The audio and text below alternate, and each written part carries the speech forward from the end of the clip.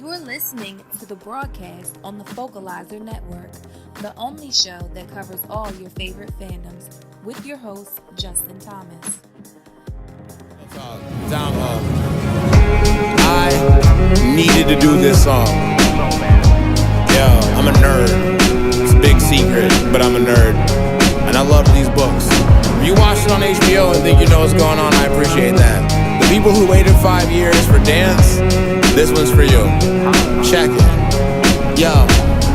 On the real, your boy is a hip-hop player, but for this joint here, I'll play the role of King Slayer. See toe-to-toe, blow for blow, we can fight, G. What's going on, everybody? I'm Justin Thomas, and this is YouTube Confidential, where we talk to content creators from YouTube and take an inside look at the genres and fandoms that they cover, and also YouTube as a platform. Today, we have a YouTuber named Gray Area who covers A Song of Ice and Fire, aka Game of Thrones. And even though she has only been doing it for about 2 to 3 months, she has just hit 3,000 subscribers as of this morning. And I want to say congratulations on that to you, Gray. Thank you very much. And I'd also like to mention that this is the third time that we are recording this interview, and I want to thank you, Gray, first off, for coming back and doing this again. We had some audio difficulties. No problem. And I just want to mention this for everybody because we're just going to be going back over a lot of the things that we talked about and the points that we hit on for the original recording of the interview, just to keep it more organic and not try to recreate something. So it will still be just as informative and interesting and hopefully fun for you guys to listen to. I just wanted to make everybody aware of what I'm talking about when I'm going to be saying we had talked about. And also the audio quality might not be the highest. I usually record through Zencaster or just straight through my Audacity, but I am officially done with Zencaster since I just said we have to re-record this. That is not the first time that this has happened. I have had to throw away at least 5 to 6 casts because Zencaster, which comes highly recommended from some very, very notable people in the podcasting community, and I guess it works for them, but it has consistently lost the audio of my guest and co-host, and this has made it so I can't have casts come out in the past. This has affected Broke Black Man. I feel so bad for him as well. He's came on at least 2 to 3 times, and we've had great segments. The one where we just did the Game of Thrones Life for Life game that ended up not airing because it just loses their audio. Or in the case of this past interview, when we did it last Thursday, I believe. Yeah, Thursday. Yeah. It was a 55-minute interview, and it gave me 16 minutes of Gray's audio and 55 minutes of mine. So, yeah, I am done with it. So it at least has not worked for me. So I'm really excited to have you on, Gray, because I feel like you have really brought some light to the darkness that has been Game of Thrones content this summer. I feel that you and a very few other select content creators have been the only people that have just not jumped on the gravy train and released spoiler after spoiler after spoiler pictures and video clips and just read straight from Watchers on the Wall and did a slideshow. And that's something that I at least appreciate, because I know that making content is very, very difficult. And the sad thing is, we've seen even within the summer, people hit crazy sub counts and view counts, just literally regurgitating word for word stuff from Watchers on the Wall and providing pictures. So you take a different approach to A Song of Ice and Fire and Game of Thrones content. And would you like to kind of tell anybody out there that is not familiar with you kind of what you do and what your approach to it is and what you hope that your audience gets out of your content?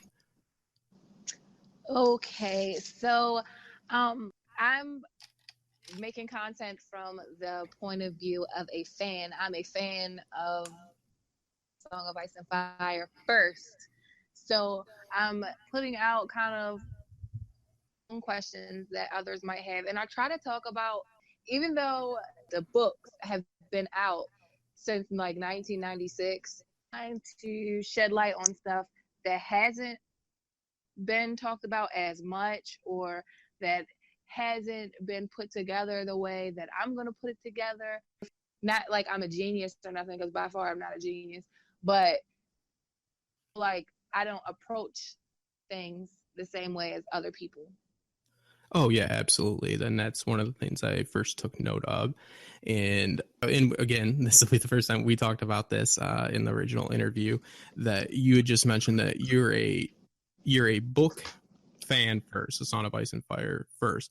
But it was surprising to me because that is definitely what I took away from your channel. And I definitely love the way that you present your information and your content. But it was surprising to me that, because I would have guessed that you for sure had been like one of those people that had read the books years before the show aired. And that ended up not being the case. Did you want to talk a little bit about that, about how you found the show, your first reaction to this show, and then what made you start reading the books? So I didn't find the show until midway season 3. So I'm late. So when I did first watch the show, I never watch a series in the middle of it. So I had to start from the beginning, episode 1. Popcorn, everything, chilling. Yeah. The first 3 characters die. So I'm like, I'm not watching this. What the hell is this? And like, I'm seeing like shadow babies and stuff. So I'm like, or shadow killers. And I'm like, I'm not watching this. But later, probably not that much later, maybe 2 weeks later, probably just because I was bored, didn't have anything to do, I watched it again. And my first click, like first thing that drew me to the show, was Robert and his whole convoy coming into Winterfell. The music was on point, the costumes were on point, like everything. Like the way that Rob looked at Joffrey, the way that Joffrey smiled at Sansa, and the Hound's helm, like all of that just was like, I don't know, some kind of black magic thing. And then from then on, I binge watched it. And then I was like, while waiting for season 4, I was like, I'm getting the books. Yeah. And I read the books. Fastest shit I've ever done in my life. It was a love affair from then. Now, I caught it during the airing, or it was maybe the next day after they had first aired the first episode, but I had no prior knowledge of the content before of the book series or anything like that. But I'm totally with you, because I was watching the opening scene and we see the gate open and the Rangers go out. And so that caught my attention right away, because I am just huge into historical fiction, and especially anything that takes place in the medieval times or the Middle Ages. So it obviously caught my eye when I seen, the boiled leather and the swords. I could kind of tell that, okay, this is going to definitely be something maybe from the 13th or 14th century. And then I see them go into the woods, and I see a ice monster or ice zombie or whatever. I'm saying, I know what White Walkers are now. I'm quite versed in a world of Ice and Fire. But at this point, I had no fucking clue what that was. And right away, I was like, okay, magic bullshit. Because I was not... I did like Lord of the Rings, but I've never even seen Harry Potter. And I tend to steer clear of magical content. So that turned me off right away, because I was like, ugh. I was like, this is going to be... At this point, I had not started watching The Walking Dead. I don't even know if it was on yet, but I was not interested in the zombie genre whatsoever. And I was like, this isn't for me. This isn't going to be for me. And I was going to go click back to watching the Borgias, if that tells you anything about how much I didn't like what I was seeing at first. But then right when you see Kina is arriving at Winterfell, and when you see his procession and the guard and the way that the stronghold is being portrayed, that really caught me, because I was like, all right, this seems more rooted in reality right here. And that is the exact moment that caught me as well. So yeah, I'm right with you. I was not originally, for the first 5 to 10 minutes, invested at all, and I almost turned away. But the surprising thing to that now, especially, is that I love that first scene because now that I am in love with the story and am fascinated with the culture and plot line of the White Walkers, I appreciate that right from the get-go, and this is the same in the books, they let you know that the threat of the White Walkers is beyond a doubt, in fact, a reality.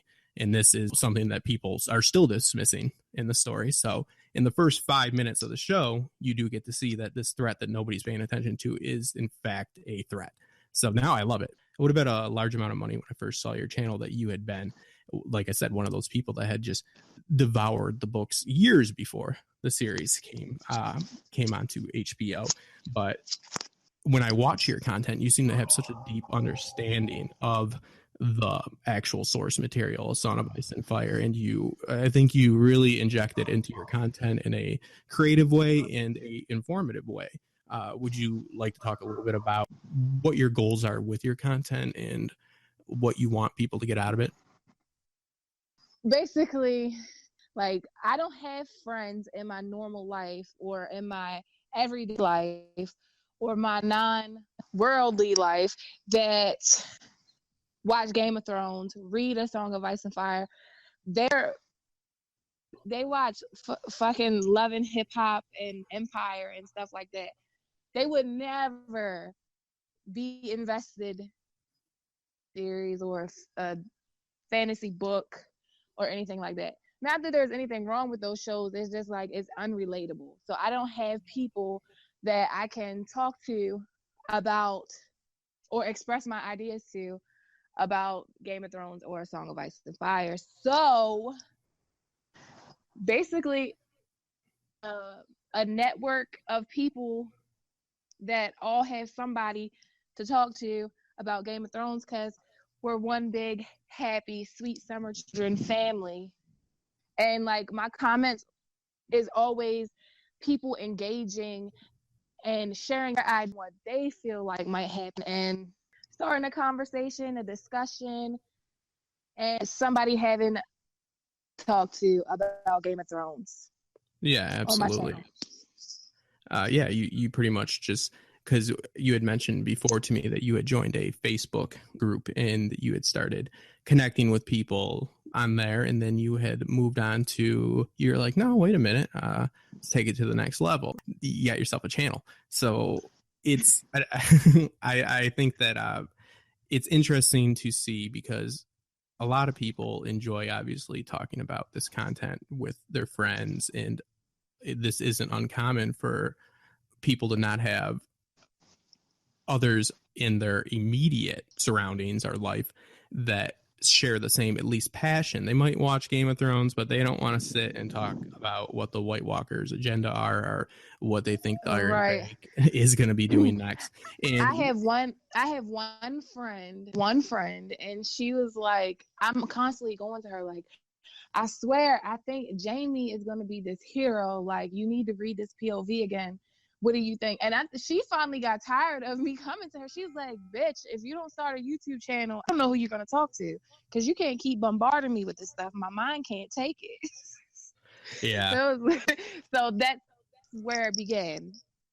Absolutely. Yeah. I've had those experiences plenty of times where you're talking to somebody about Game of Thrones or another one of these shows that we obsess over, and they're with you for the first few minutes, and then you realize you're kind of getting those looks of, you know, like the same look you give to a crazy person that's talking to you.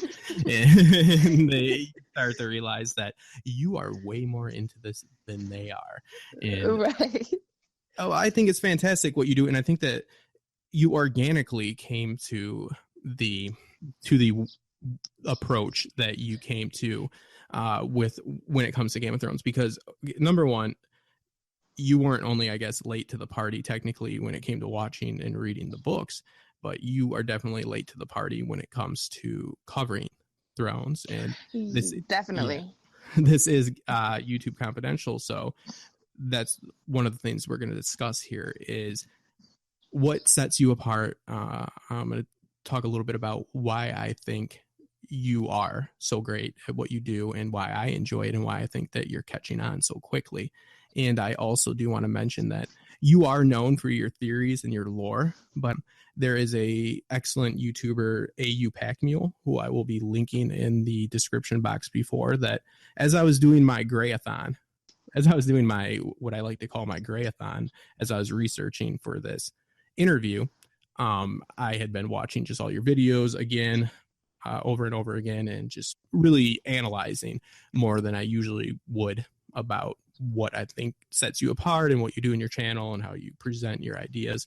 And I came across AU's channel, and you had done about a month ago now, 3 weeks ago when we first recorded this, but about a month ago now, a live stream with him where I think that he covered your theories, and you guys had a really great talk for about an hour or so about all your theories and really went in depth and focused on that. So I think he already did a really great job of that. So I don't want to just rehash all that.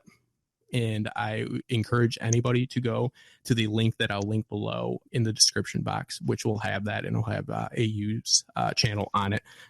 Besides his interview with Gray, which I just spoke of, his content overall is really good as well. So make sure to check that out. But I wanted to let anybody know that's listening that I'm not ignoring your very, very intriguing theories, but I don't feel that we should dive so deep into that since it was just done it almost less than a month ago. I agree. We'd be here for 3 days if we had to talk theories. Yeah. So like we were talking about a minute ago, it's a little bit late to throw your hat into the Game of Thrones game as far as it comes to all the people that are covering it and have been covering it already. So it's definitely not a easy thing to, and especially within YouTube, to get noticed and or stick out, because it's very saturated. It's, there's a lot of people that have been doing it, and there's a lot of people that try to do it. So what I like about your channel is you do have an understanding of the source material, whether you were late to the game with it or not. And you do what all good readers do, and what all intelligent people do when they are predicting theories, are just talking about the main themes of anything. You do a lot of text to text connections. You do text to world connections, and even some text to cell connections. Those are like technically the three main things that you're supposed to do when reading or absorbing any information. And what I mean is, I really enjoyed your videos on Norse mythology and Greek mythology, where you make the comparisons, and you also cite the works that inspired George.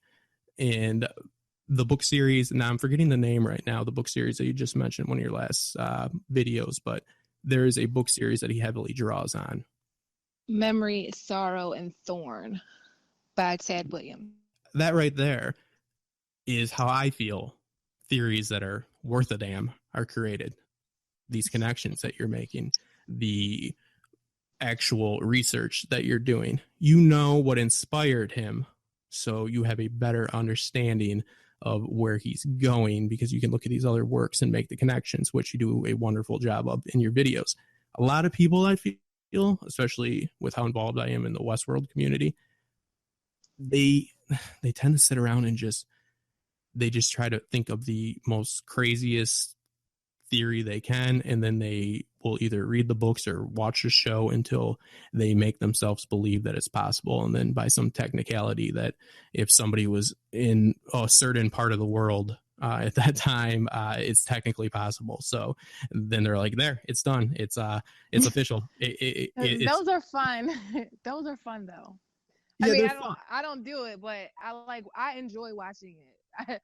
For like it has humor value, I think. Well, absolutely. But I mean, there's more than enough of that circulating out there. It comes back to the reason you started your show. You started the show because you lacked people to have a conversation with about this content. And that is what YouTube provides, especially for this fandom, Game of Thrones, like us, that aren't just content watching the show. It used to be 10 weeks out of the year, and now it's about to be down to 8. But every Sunday for 10 weeks, and then we're fine. We're not even fine for an hour after that. We're like junkies that need another fix, Right. What do you call it? You call it your is it the juice? Long night juice. Long night juice. There we go. Yeah. You provide a medium for that, and you do a good job of it on your channel, because what I believe makes a good channel, a good video, et cetera, is not just talking at people, which I refer to that type of content as the look how much I fucking know show, where people just memorize a whole bunch of shit and they just say, this is what I know and this is what I know, and if you didn't recognize this, then well, I did, guess what? And they're pretty much just boasting, and they're just real impressed with themselves. And some of those videos are interesting and you might learn some things, but in the end, there's not much that you can do with that. I watch your content and it does what it's supposed to do. It makes, not only is it a conversation, but it leads to other conversations. And that's something I try to do with my content. And it's not something that's easy to do. It's a thin line. And I think you ride the thin line of the books and the show really well. Well, a lot of people, they don't like the fact that you take and you try to get stuff from the books that will happen on the show. But I don't understand that, because the books are the source material for the show. So to me, I don't get that part, but yeah, that's all I wanted to say. That's all I wanted to say. That's actually a good point, and this is something we didn't cover in the first 3 recordings of this. Is there is a thin line between the books and the show, because there are obviously a number of plot lines and characters that are absent in the show that appear in the books. Now, from the get-go, when I noticed that young Griff, Aegon, wasn't in the show, that made me totally disregard his at least legitimacy to a point in the books, because I have to believe that if they contribute to the overall end game in any significant way, they would have to be included in the show.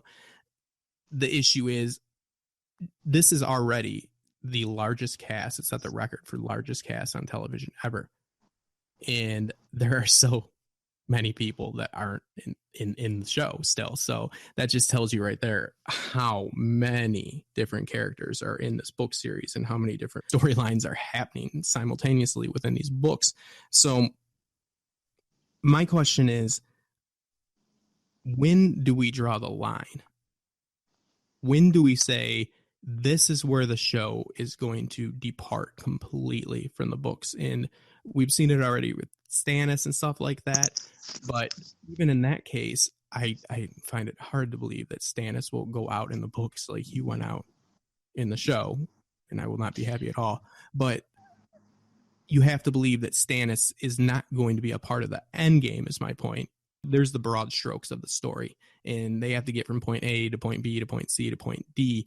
And in between A and D, how they get them through that arc can be changed within the show.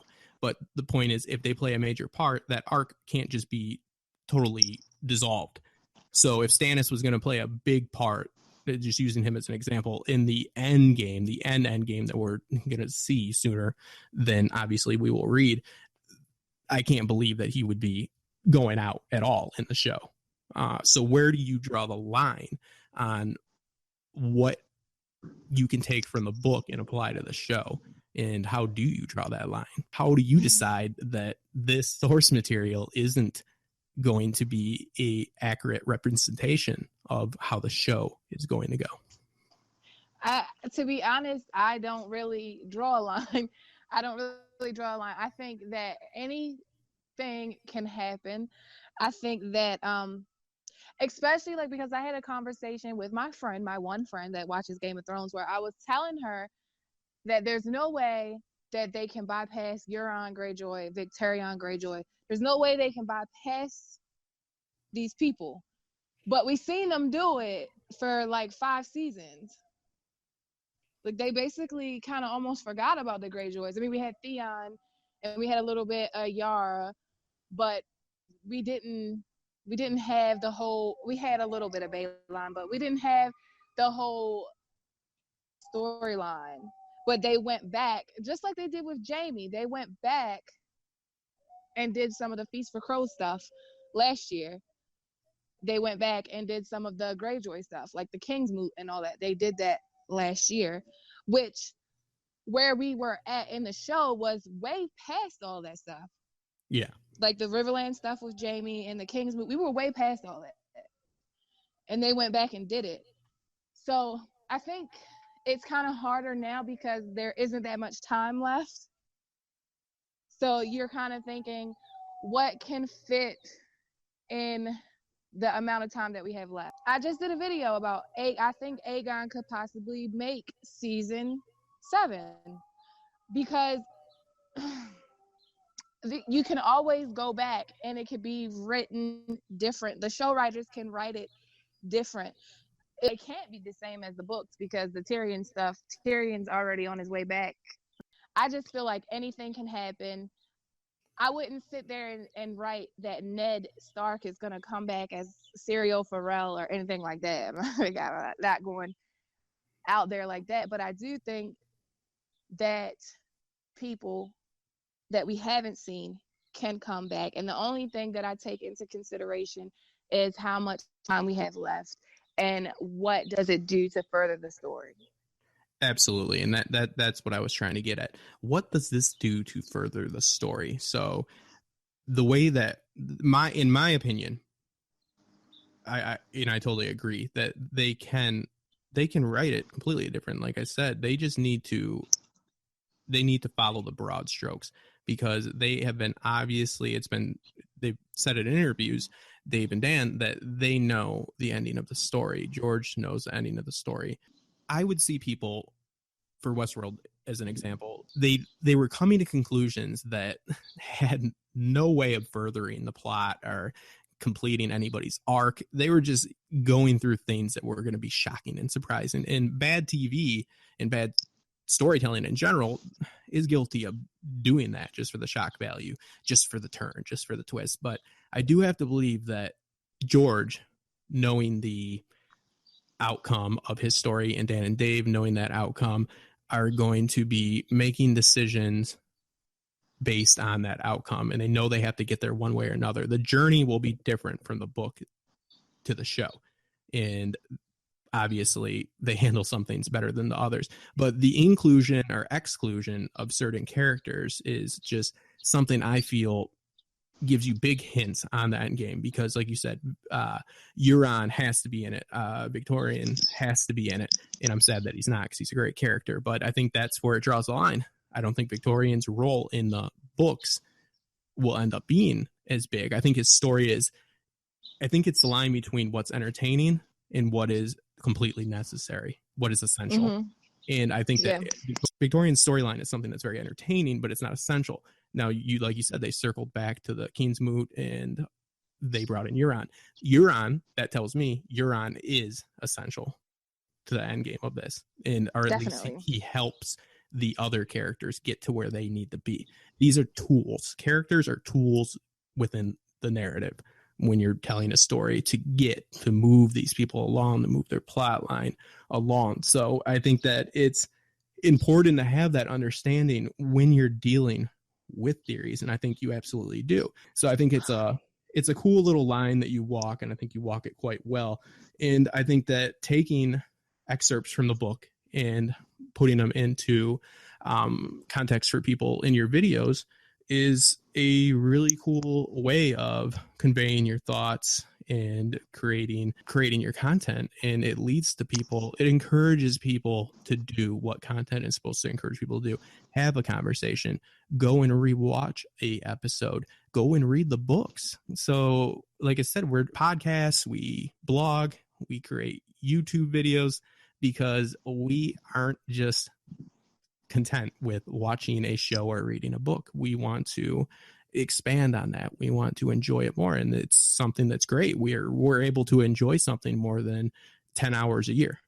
You know, we get so much more out of it. And I think that's what's so great about YouTube, and why I like to do this show and talk to content creators from all different, areas. But Game of Thrones is one of the more tricky ones, especially since it's so saturated. And I think that when you're able to come in this late in the game and achieve this and do these, great videos that are sticking out, and you are a needle in the haystack at this point. It's very impressive. And for you to be sticking out for the right reasons, you're sticking out, in my opinion, because you present your information in an intelligent and entertaining way, which isn't always easy. And I'm a little bit disappointed because you did not call me your sweet summer child yet. That's the next thing I want to talk about. Okay, my sweet summer child. Interview done. That's the only reason I I wanted to redo this interview. I lost that part. So I actually have the audio from the other interview. I just wanted to hear you call me that, so I can move on with my life. And if you could read me where the wild things are really quick, that'd be fantastic. If you guys didn't know this, I put it in all my videos and my podcast, that Gray did a voiceover for me, which thank you. And I'm very grateful for. You did it like in a storage closet at your work, I believe, like 20, because you had to fly to New York. And that's how talented I believe you are. You knocked this out. And I asked her, and we had not really been acquainted for that long at this point, to if she could maybe do a little bit of a voiceover for me, or not a little bit, a voiceover for me. And people love your narration. They love your commentary. I think that comes from your deeper understanding of the material, and you inflect at the right moments, and you read it with emotion, because you do have emotion for it. You're not just reading like you would read a script when you first see it, and knowing that you need to inflect here or change your emotion here. You are reading material that you're passionate about and have an understanding of. Do you feel that that's something that you focus on, is the actual commentary during your video when you do those excerpts from books, or is that just something that came natural? Do you have any background with that as far as professional voice work goes, or was my pro bono voiceover the first gig you got? You were my first gig. But I always write a script, but I never stick to it. Like I read certain parts of it, and then I just get carried off on this like roller coaster of ADD shit that finally brings me back to my script. But that's how my videos wind up being like 10 and 15 minutes long, because I get carried away talking about other shit that like I never stick to my script.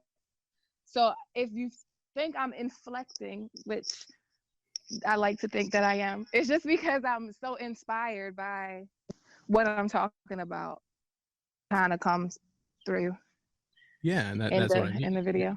You're passionate about it and you understand it, and I'm all for you. It's happening right now. I understand about you talk around your subjects for so long. And then I've had my first like podcast that I did. Well, not the first one, but like the second or third, I believe, ended up being like 2 hours longer than it actually was, just from all the rambling.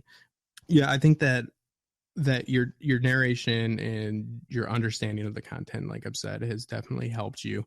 One thing I do want to bring up that we actually have not talked about in any of the interviews, but do you feel that being a female in this little niche within YouTube has gave you an edge at all when it comes to being noticed? Absolutely not. Absolutely not. Like that is, I think it's the exact opposite. First of all, like most of the people that do YouTube videos are males. So most people that watch YouTube videos are accustomed to hearing other males talk about it. And some men just don't think females are smart. They're just like, that bitch can't drive, she can't read, she can't, like, fuck, what is she talking about? Yeah. And then on the other hand, people that will like on the low be like in your inbox trying to like, hey, how you doing, beautiful? I'm trying to get to know you. And if you don't respond to them, then they leave comments on your video like, fuck this ghetto bitch, she's retarded. I'm unsubscribing. Like this is that happened to me. So Well, I just want to say really so quickly is that the reason I said fuck this bitch and all that is because, you know, when I sent those messages to you, I thought that they were very clear about my intentions, and I would like to have an answer about the bubble bath and everything else. So, I mean, don't be a bitch about it, okay? Just, you know, answer it. but So, no, literally, yeah, that's very inappropriate, okay? but Yeah. literally, you're not being a bitch. Like you're not here for, like, I'm not there for that. I'm not there to be, like, that's one of the reasons I don't really do videos with me in them. Not like, I'm not saying I'm like no model or nothing like that. I'm just saying, like, it's a distraction. I don't want any distractions from what I'm talking about. No, Like, absolutely. I don't. Yeah, and you don't have to So defend not answering the perverts' messages whatsoever. That's You don't need the stalkers, and that is one of the right, unfortunate things with YouTube that can happen. but that's what I'm saying. Like, men don't have to worry about that. They don't have to worry about. I mean, there might be some girls that be like, "Hey, how you doing?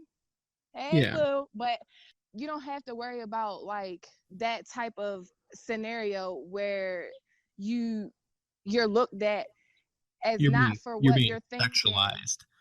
right? Not for what you're saying, but how you say it, or just how you look and shit like that. Like, but I mean, a man is gonna have their own set of issues too. But Well, yeah, I think, you know, I don't have that point of view that you have it easier whatsoever, because number one, the Thrones community, which is kind of like a crazy little animal within itself on YouTube, that kind of doesn't play by the same rules. I don't think that it's some advantage that being female, because yes, there are very few big female YouTubers that cover Thrones, but I can't stress enough about how many females do cover Thrones that just aren't large channels.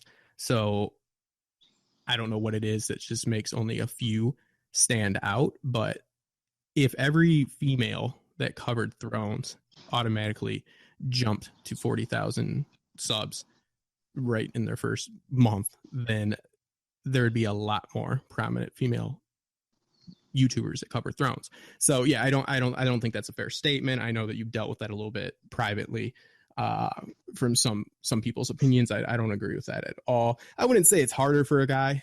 I think that, like you said, I agree with what you said, that everybody has their different challenges, and obviously, unfortunately, women are going to be sexualized more, and that's another testament, I believe, to your content, is that you don't play that card, because just as much as that is because you're not a piece of crap, I guess is the best way to put it, that's something that you don't want to take part in. But, you know, look at some YouTubers Patreons, some female YouTubers Patreons, and there's some males out there as well. But you know, if you donate $100, you get a picture. If you donate 150, you get a different type of like, so, I can't even, like, you're not there to sell yourself. Yeah. No, I'm here to talk. I'm here to talk to you. If you want somebody to talk to, I'm here to talk to you. Leave it in the comments. I don't want to go on a date with you. I'm married. Like, okay, fine. I'll stop sending the messages. I'll stop sending the messages. You made it clear. You've been very good on my own show. No, but I mean, like, and my sweet summer children, they are defensive over their mother. They don't play that shit. Like, when I get them comments all the time, most of the time I delete them. But my sweet summer babies, they go in. They don't play. Like, leave her alone. What is wrong with y'all? Don't play. Yeah, stop threatening me with your viewers. Yes, sweet summer children, get him. No, that's actually, you know, a testament to how great this community is. Like, this community, definitely, it's definitely an animal, and it can be quite feral, but there's a good amount of I'd say more than not, people are pretty considerate, and a lot more it's like, it for 100 people it's one, for 100 good people it's one fucked up person. Yeah. I would say that my experience has been mostly positive. Like, everybody shows me love and support, and I do the same. Like, I go to their channels, watch their videos, give them thumbs up. I'll go into a live chat, even if I can't stay, just to thumbs it up, just because I feel like I owe that. I owe that because of like AU brought me on his channel, and I only had like 500 subscribers at the time. Like, I wasn't popping. I'm still not popping, but what I mean is, like, he had a genuine interest in my material, and he brought me on his channel. And those people, like Alicia and Monero and all of them over there, they know their book stuff. They know that shit, like, back of their hand know it. Yeah, and I think that there's obviously always going to be people that, I guess it's subjective, but that rise up in a more commendable way than others. Obviously, I'm not a fan of people that just do. I actually don't. I hate spoiler warnings. I think they're unnecessary. I think that, in my own personal view, if you're listening to my podcast and it's about a show and you don't think you're going to hear information about that show, you can go fuck yourself, because I don't. That's so disrespectful. That's so disrespectful. I don't care. I don't care. I don't go out there and pointedly. My point is, when I'm just, I put it in the information what that podcast or YouTube video. I mean, so I mean, if you've seen it, if you're talking about something that's already aired, then I understand. But if you're talking about like a plot leak or something, then you need to put a spoiler up there. Yeah, okay, but I don't do that. Okay, because I find it's just, because if I come across your channel and I'm looking to hear something about season 1 Game of Thrones, and the plot leak comes out that this person is going to kill this person, I would have a nervous fucking breakdown. Well, yeah, absolutely. But I mean, that's just misleading people. You should have a pretty good idea about what any of my podcasts. I write like a friggin' short story for my descriptions. Usually it's just part of my script. But the point is, I understand that these spoilers have their place, and there's a few people that I will tune in every once in a while to catch up, but mostly I just read Watchers on the Wall because I can read myself. I don't need them to read it to me. If you'd like to read it to me, that'd be fine, because I enjoy your voice. Shade. But, that was shade, ladies and gentlemen. That was shade. Yeah, it was. But the thing is that if you're not injecting your own viewpoint on it, and you're not, if this information is just being presented like it's being regurgitated from Watchers on the Wall or wherever they got it from, then free folk. Yeah, exactly. Then I'm not downing on anybody that likes that, because like I said, I don't mind spoilers. I would never do any type of cast that just specifically addressed only spoilers. I understand that a lot of people that only cover Thrones, and I'm not, that's not what my cast does. We're trying to cover everything, so we're not just focusing on one thing. But I understand that if you're only covering Thrones, that you have to bring them up. So I'm not saying that everybody that's ever mentioned them should be ashamed, because there's really no way you couldn't. But I'm talking about the people that only focus on this, that they literally went out or they just used the laptop they had, looked at Watchers on the Wall, got the pictures that are available anywhere, put them in their little PowerPress or whatever, their slideshow, and iMovie just read verbatim, the information from the article. There's no substance to that whatsoever. That's why I find you very appealing, and I find watching your videos are very I get satisfaction from watching your videos. Thank you. In a educational way. So, a lot of something a lot of people don't know is that my grandmother is actually a historian and a genealogist. So I'm big into history. I've grown up around it all my life. So, like, a big thing for me. So that's another thing that kind of attracts me to this book. And that's what kind of attracts or makes my content a little different, because I like to incorporate history, and I kind of look at what happened throughout history and kind of see if this is going this way or if this is going that way. And I also feel like, because I used to write music a long time ago, but I also feel like if you don't invoke thought when you're writing something, or when you're coming up with something that you want other people to read or you want other people to hear, if when they hear it, they're not automatically like, oh shit, I need to go back and read that, or I need to go, that makes a lot of sense. Oh, like if it doesn't make sense to you, at least it invoked your thought and made you go back and look. Because you told me that you read Jamie's chapter again after you heard my video. Yeah, I did. That speaks to it right there, because trust me, there's not a lot of times that I'm like, I go and, well, okay, I listened to it again through my audiobook, just for all full disclosure. I guess I didn't read it, but I did listen to it, the chapter again in my off my iPad. So no, but that's what I'm talking about. This content encourages people to go out and further investigate things that, again, are things that have been covered and covered and covered. I mean, it's the Thrones community is, there's no lack of people out there making content for Thrones. The people that we see show up on our feeds and stuff like that, that's the top tier right there. I mean, you go all the way down to the people that are just starting, people like me and stuff like that. There's a lot of people doing this. So it's definitely a gift. You definitely obtain a gift when it comes to storytelling, and when it comes to especially how you present the information, and more importantly, how you yourself, I believe, look at it, because there's just no way that you're gonna be able to create the content you create without having this unique viewpoint and your interest in history, like you just brought up, which I share myself.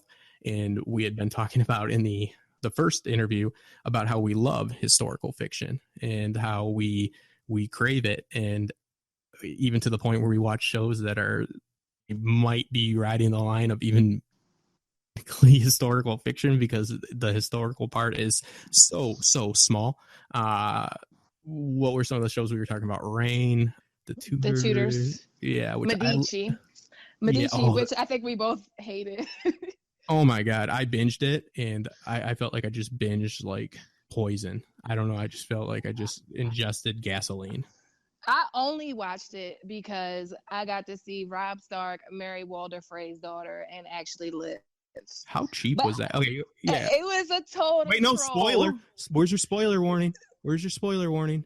Spoiler alert, don't fucking watch Medici on Netflix. Don't fucking watch it. Well, that's what I'm talking about too with the spoiler stuff. How do people walk around on the internet, or not walk around? How do people search the internet? I'm going to say walk around. I don't care. I don't fucking know. I don't fucking know how they walk around. If you're in my opinion, people that claim they have not seen the Throne spoilers are bullshit unless they don't have internet access. I don't think you can log onto the internet without being at least aware of a few of them, but that's besides the point. But yes, out of all the periods that I've like really dove into and done research on, the Renaissance is one of the big ones, because I was a big fan of the Borgias before the Medici stuff came out and stuff like that. And the Borgias, again, was entertaining, but they read a thin line of even being able to classify themselves as historical fiction. But the point being is, I was very excited for this because the Medicis are very, very interesting, and this show disappointed on almost all levels. Now, Robb Stark, or Richard Madsen, I don't know how to pronounce his last name. I'm sure somebody will complain about that. I will say his acting was good in that. That's fine. He was the only person that pretty much gave a good performance, but that doesn't change that the script was dirt. He read the dirt script well. Dustin Hoffman, that's the weirdest Italian accent I've ever heard. And it was, how cheap was it? Spoiler warning, assholes. He marries, he has a arranged marriage, and he has to, he plays Cosmo Medici. In the story, he is pushed into a marriage to a nobleman's daughter, because the Medicis were what back then was rich. Was looked upon. They were rich. Well, they were bankers. But bankers, they committed the sin of usury. They made money off other people's money. They were not looked upon. They weren't looked upon very highly. So back then, the noble bloodline was still a thing. So those were the people that were supposed to rule. But Florence had become ran by people that were actually intelligent and people that actually were competent, which they came up from being hardworking, regular class people and moved their way up to the top. Back then, working your way up to the top and being a self-made man or woman, like it would be said today, you were looked at as somebody that raised beyond their birth. So he has to marry a nobleman's daughter. Guess whose daughter it is? Walder Frey's. And Walder fucking Frey. Yeah, how cheap is that? It's like, at this point, did somebody just say, hey, this script is shit, so we just try to like recreate some Thrones stuff? I mean, and get all the Game of Thrones fans over here so they can finally see this wedding happen without people getting murdered and shit. Yeah, and I wish they would have murdered everybody in that show. But well, that circles back around to what I'm saying with creating content, and why I think, at least, that content that covers stuff like Thrones and these other properties is so popular is because we thirst for this stuff so bad that we binge the Medicis. And guess what? It's been greenlit for a second season. And you know what? I'm saying on record right now, I hated it. I'll watch it because I won't. She's got a little bit more standards than I do, and I know it's shit, but I'll watch it because I need I need my dose of historical fiction. I love that genre. We were talking about Reign, which is okay. You get a little Medici in Reign. You do, like you get with Catherine. Yes, and that's that. And she's way better. She's way better than anybody in the fucking Medici series. Yeah. I mean, I think that these shows strictly, they can classify themselves within the historical fiction genre because it's true that they were there. They're like, well, she was there. So, yep. In France, what year was it? She was there. So, yeah, it's technically correct. Everything that happens is bullshit. And this is like a CW. Not everything. It's like Pretty Little Liars. It's like Pretty Little Liars infused into like a loose grasp on the time and the. All right. And just in the time period. And with actual names of queens and stuff. Yeah, like this person was here and all that. Yeah. But we were talking about, again, in the Lost interview, how I enjoyed, the one thing I did enjoy out of Reign, it was the music. And I loved it so much because they took what was a lot of like modern pop songs and stuff, at least when I was watching it, and they remade them into more of a like classical pieces, so they could do their dance scenes and montages and stuff like that. And this brings us back to our point. We circles this back around to the beginning of this when we're getting way off the path, but about how we lack people to talk to about this, and that's why this content is very, very popular and, in my opinion, needed, and wanting to take it a step further and putting our views out there. Content creators like yourself, and hopefully what I can provide to people with my content is we do it first because we love these properties, and some people want to use different mediums to get it out there, whether it's blogging, podcasting, YouTube, it doesn't matter. And it takes a lot of work to do. And it's not like there's a bunch of money in it, and there's usually no money in it.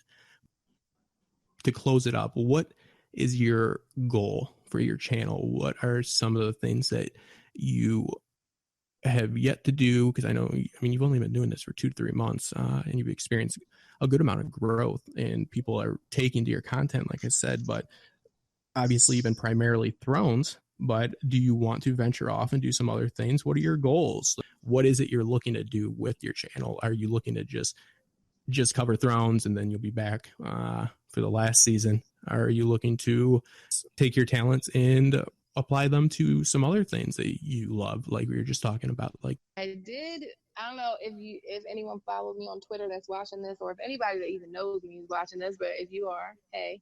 And I put up on Twitter like my upload schedule, and it's basically going to be, my main content is going to be A Song of Ice and Fire and Game of Thrones.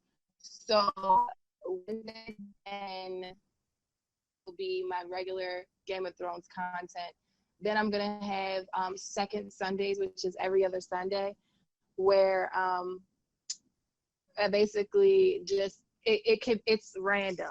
It's random. I don't know what I'm going to be talking about. Mm-hmm. It could be like, I don't know, something completely different, completely random. And then stream Q&As, which I really haven't figured out how I'm going to do those yet, but I am going to do those.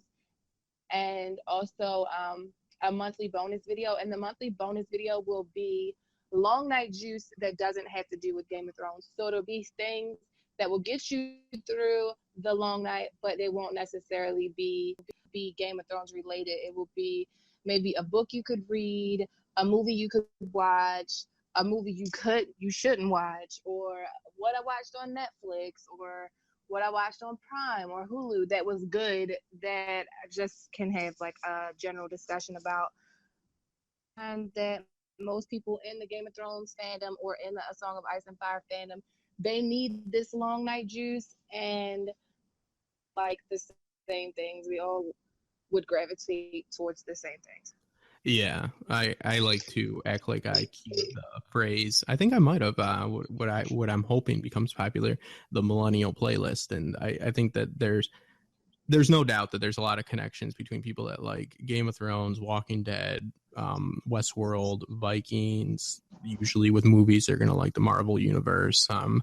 They're gonna at least be aware of DC's universe. The mess of the people are heavily into the CW shows, which there's nothing wrong with. I just personally don't watch. But yeah, there's a general, I feel that kind of categorize the content that is going to appeal to Thrones. If you want to throw out like a blanket statement or whatever. Yeah, I think it's percentage wise, a lot of those people are going to like those shows I just mentioned. So I think that's a really cool idea. I think I really like the Netflix thing. If I had to tell everybody everything I watched on Netflix, it would just be like everything I'm ashamed of.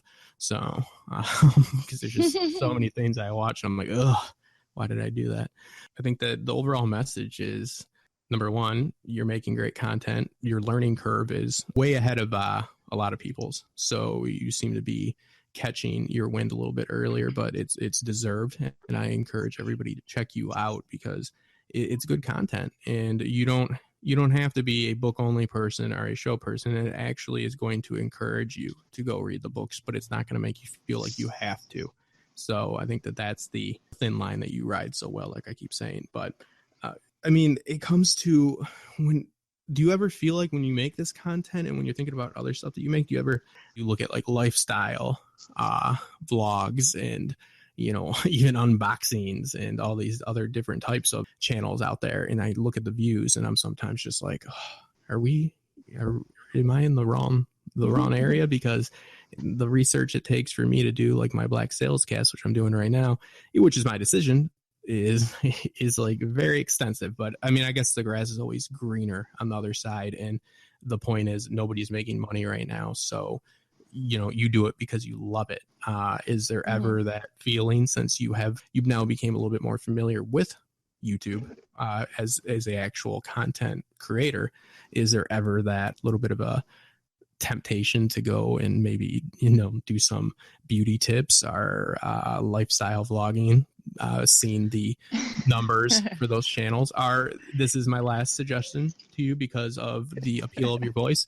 ASMR, maybe ASMR, maybe just ASMR, maybe just a little. No. Maybe get some. No, I've never thought about doing ACMR or ASMR. She knows what it is. And shit, eating chips and shit online. And there's no way I could do that. You keep saying, you said this, eating chips on that. I see that. I don't watch it. Oh man, I just gave myself away. I find it very that much, but you watch it. Yeah, I see more makeup brushes. You're watching like the like slobbish ASMR. I mean, it's not a. No, I watched this girl, Trisha Paytas. She's like a fucking like makeup videos, and she's just so crazy. She just like goes places like wearing Elvis costumes and shit. Like she just does the craziest shit, but she does ASMR videos. Although I watch her channel, well, I don't even watch her channel no more because it's just craziness going on there. But I used to watch her channel because she was funny and crazy and wild. but she does ASMR videos, and I never knew what they were until ASMR is like makeup brushes and across the microphone and shit. I don't know. But so when you said what that was, Googled it, I YouTubed it, and it was fucking her. She was on there eating fucking like 7 different. It's all terrible. All I say is that ASMR is very questionable, and I'm sorry if I offend anybody, but if you are a fan of it, you most likely are a creep. And I can't imagine that these videos are being watched for the reasons that they say they are. But you can get white noise and all that stuff on your iPad or phone for free and help you fall asleep. But yeah, I just wanted to try to make some money and partner up with you on that. So I will be posting your actual schedule in your videos, obviously, in the links below. Or thank you so much for doing the interview for the 3rd and final time. And everybody make sure to check out Gray. All right, thank you, hon. You're welcome. All right, fuck it. Real talk. Time up. I needed to do this song. Yeah, I'm a nerd. It's a big secret, but I'm a nerd. And I love these books. If you watch it on HBO and think you know what's going on, I appreciate that. The people who waited 5 years for Dance, this one's for you. Check it. Yo. On the real, your boy is a hip-hop player, but for this joint here, I'll play the role of King Slayer. See, toe-to-toe, blow for blow, we can fight, G. But word to Jamie, there are no other men like me. This industry is in a roughed-up state. Cats front so tough, you call the bluff, they fake. And we all know it too, we just love to pretend. Use my tongue as a sword, slice them with the pointy end. And friends can turn to enemies in an oblink. My click together firm like a master's chain link. We got skills, and yes, we're so ill. Our brotherhood was formed underneath the hollow hill. For real, shit so sad it's almost funny. Young niggas little fingers steady chasing after money. Dummies, I do it for the love like Stark, and sit alone with my honor in a dungeon in the dark. In this Game of Thrones, it's eye for eye. There is no middle ground, you either win or die. You gotta watch the cats who watch your back. You can get hit quick, man, and that's a fact. Politics and bedfellows, what's real, who's fake? The surprise in your eyes when your man goes snake. It can happen to your fam or you all alone. We go big, we go home, we play this Game of Thrones. Lots of fake shit. Nowadays the realm is a snake pit. No gravity, you weightless, not a chance to escape it. I take shit from no man and never compromise. Tread water, hold my head, navigate the endless lies. There is hope though, sure as the dragon flies. The energy I maximize while small folk are terrorized. But never mind, see here, house classic. High above the game, at the wall, in the basket. I'm not pretending there will be no happy ending. Beats and rhymes blended to produce the red wedding. Do you get it? How these tracks can't storm me. You may have the better claim, but me, I have the bigger arm. And like winter, we're coming, so let's get shit clear. I give a what if you broke or a millionaire. Underground versus us, you just can't compare. We give you joints like this in the reigns of cast in there. Game of Thrones, it's eye for eye. There is no middle ground, you either win or die. You gotta watch the cats who watch your back. You can get hit quick, man, and that's a fact. Politics and bedfellows, what's real, who's fake? The surprise in your eyes when your man goes snake. It can happen to your fam or you all alone. We go big, we go home, we play this Game of Thrones. It's a travesty, watch them turn tracks into tragedies and live life lavishly, successful with the savagery and avidly punctuate the premise with lead. The AR house stands strong, the dragon has 3 heads. Instead of spitting lies, I use my imp-like mind and never back down. I am the mountain that rhymes. I see the doubt in your eyes and feel the weakness in your person. You counting the lines until I finish it for certain. Hurting, cause you just don't know who to trust on this changing battlefield. It's not you and I, it's us. Discuss the fact that we just taking you higher. This one here is a true song of ice and fire. On this microphone, I'm just doing my thing. Boiling men while alive, hip-hop's mad king. I do it for the love, I do it for the art. Hip-hop, dire wolf, peace out, omega star. In this Game of Thrones, it's eye for eye. There is no middle ground, you either win or die. You gotta watch the cats who watch your back. You can get hit quick, man, and that's a fact. Politics and bedfellows, what's real, who's fake? The surprise in your eyes when your man goes snake. It can happen to your fam or you all alone. We go big, we go